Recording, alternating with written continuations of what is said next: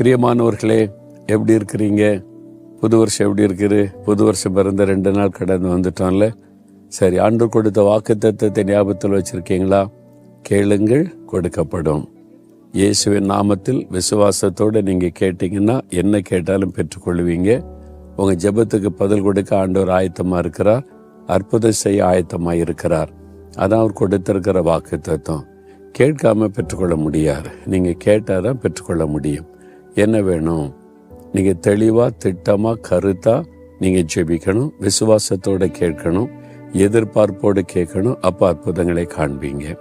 சரி, இந்த நாள் ஆண்டவர் எனக்கு என்ன வாக்கு கொடுத்திருக்கிறார் நினைக்கிறீங்களா? ஏசாயா 41:17 ஆண்டவர் சொல்றாரு, கர்த்தராகிய நான் அவர்களுக்கு செவி கொடுத்து இஸ்ரவேலின் தேவனாகிய நான் அவர்களை கைவிடாதிருப்பேன். கர்த்தராகிய நான் என் பிள்ளைகளுடைய ஜெபத்திற்கு செவி கொடுப்பேன். கேளுங்கள், கொடுக்கப்படும் சொன்னார்ல. அப்ப நீ கேட்ட ஆண்டவர் செவி கொடுப்பாராம். என்னுடைய மகள் கேட்கிறாள், என் மகன் கேட்கிறான், என் பிள்ளைங்க கேட்கிறாங்கன்னு ஆண்டவர் செவி கொடுப்பாராம்.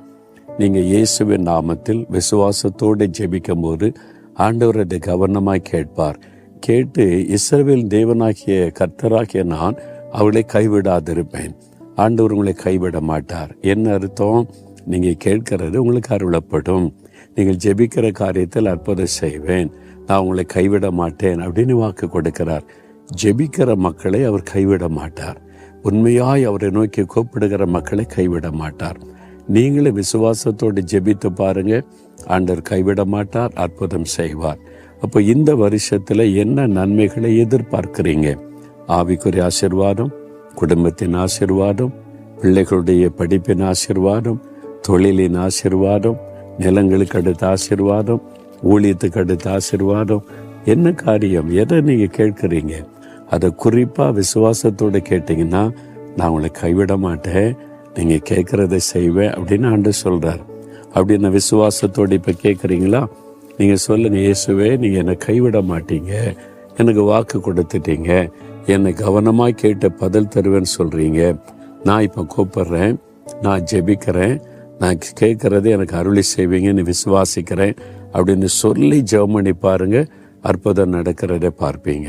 கேட்குறீங்களா? ஆண்டவரே, இந்த பிள்ளைகள் விசுவாசத்தோடு கேட்குறாங்க, குறிப்பாக கேட்குறாங்க, எதிர்பார்ப்போடு கேட்குறாங்க. நீங்கள் அவனுடைய சத்தத்தை செவி கொடுத்து கைவிடாதிருப்பேன்னு வாக்கு கொடுத்தீங்க. இன்றைக்கு அதை நிறுவீங்க. இன்றைக்கு